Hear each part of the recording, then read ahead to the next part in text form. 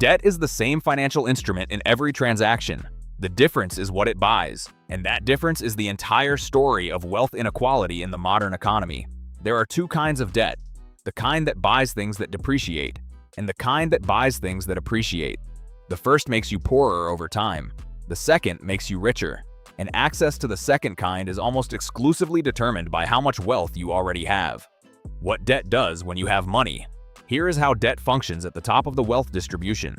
A real estate investor identifies a commercial property generating $120,000 in annual rental income. The property is valued at $1 million. The investor approaches a bank, puts down $300,000 of their own money, and borrows $700,000 at 5% annual interest.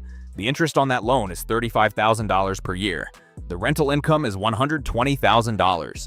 The debt service is $35,000. Net income after the loan, $85,000 per year, earned on a $300,000 initial investment. That is a 28% annual return on capital deployed. The investor did not need $1 million to make a $1 million investment. They needed $300,000 and a bank willing to lend the rest. The bank's money generates their return. The property appreciates over time, and the original debt shrinks relative to the asset's value. When they sell, they repay the loan and keep the appreciation. This is called leverage. It multiplies the return on invested capital and is the foundational mechanism behind almost every significant wealth-building transaction in the modern economy. What debt does when you don't. Now consider what debt looks like from the other side. A worker earning $45,000 per year needs $800 to repair their car, transportation that is essential to keeping the job that produces the $45,000. They do not have $800 in savings because a previous emergency consumed it. They use a credit card. The interest rate is 24%. If they make minimum payments on that $800 balance, they will pay approximately $1,400 in total before the debt is retired. The car repair cost them $1,400, not $800, and the $600 difference bought them nothing. No asset, no investment return, no future income. It purchased the ability to keep working. The payday loan version of this same scenario is worse. A $500 loan at a 400% annualized rate costs $575 to repay 2 weeks later. That is a $75 charge for 14 days of access to money that was needed to survive, not to invest. The poor borrow to maintain their current standard of living. The rich borrow to increase their future net worth. The debt instrument is identical. The outcome is opposite. The rate disparity. The cruelty of the system is compounded by the interest rates each group pays. Banks lend money most cheaply to people who need it least.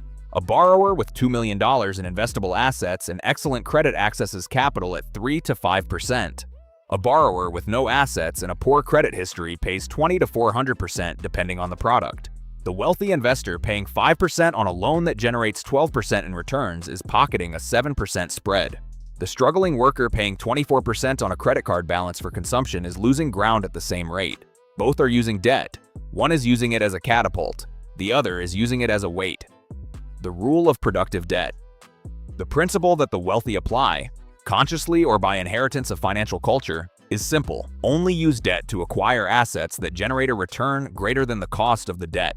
Borrow at 5% to buy something that returns 10%. The spread is profit. The asset exists. The debt shrinks. Net worth increases.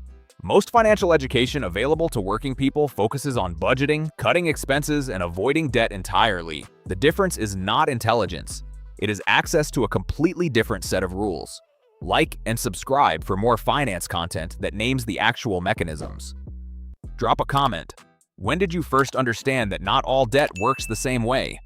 Thanks for watching.